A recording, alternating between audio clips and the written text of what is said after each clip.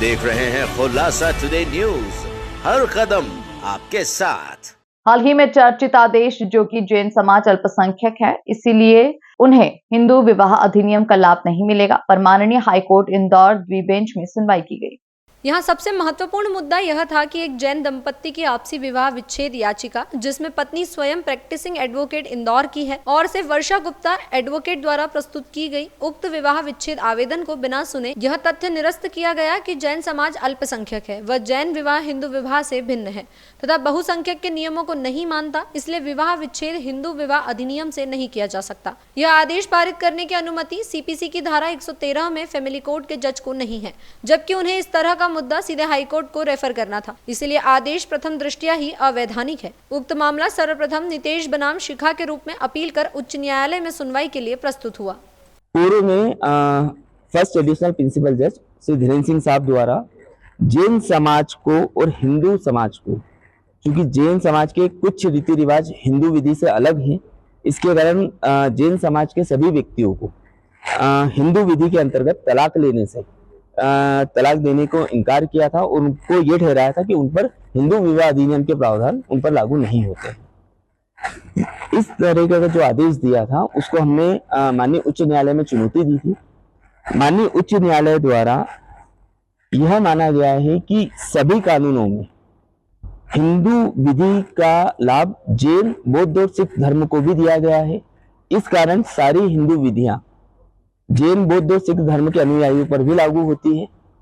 इसीलिए ये जो आदेश दिया है इसे निरस्त किया है। जहां तक एक और इश्यू था कि 2014 के बाद जैन समाज को अल्पसंख्यक घोषित किया गया है, उस चीज को भी हाईकोर्ट द्वारा रेक्टिफाई किया गया है कि अगर उन्हें अल्पसंख्यक घोषित भी कर दिया गया है तब भी किसी भी कानून में ऐसा कोई संशोधन नहीं हुआ है कि जिसके तहत जैन समाज के लोगों को किसी भी हिंदू विधि का लाभ न दिया जाए। जब तक कानून में हिंदू विधि में या सभी हिंदुओं की जितनी विधियां हैं जैन समाज को रखा गया है, जैन समाज के संबंध में उल्लेख है, तब तक सारी विधियां उन पर लागू होगी।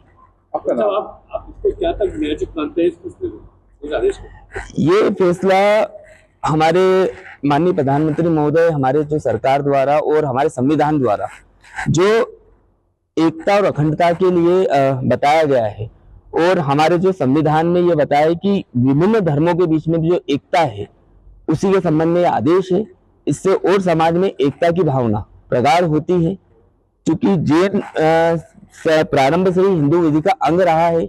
विधायिका ने और भारतीय संविधान के अनुच्छेद 25 में भी हिंदुओं के साथ में जैनों को हिंदू विधि का भाग माना है। तो ये जो आदेश है, इस आदेश के तहत न्यायालय द्वारा भी संविधान की जो मूलभूत भावना है उसको अंगीकार किया। अभी भी ऐसा कोई आदेश आता है, ऐसा भी इस आदेश तो उस पर क्या इम्प्लीमेंट होना चाहिए? इस आदेश का इम्प्लीमेंट ये होगा कि जो पूर्व में माननीय कुटुंब न्यायालय द्वारा जो याचिकाएं निरस्त कर दी गई थी अल्पसंख्यक और जैन और हिंदू विधि के डिफरेंस को लेकर, वो डिफरेंस अब खत्म हो चुका है और जो पूर्व के भांति आज तक जब से कानून बने हैं, जब से जैनों को हिंदू विधि का लाभ दिया जा रहा है, जैन समाज के लोगों को, वो आगे भी निरंतर मिलता रहेगा।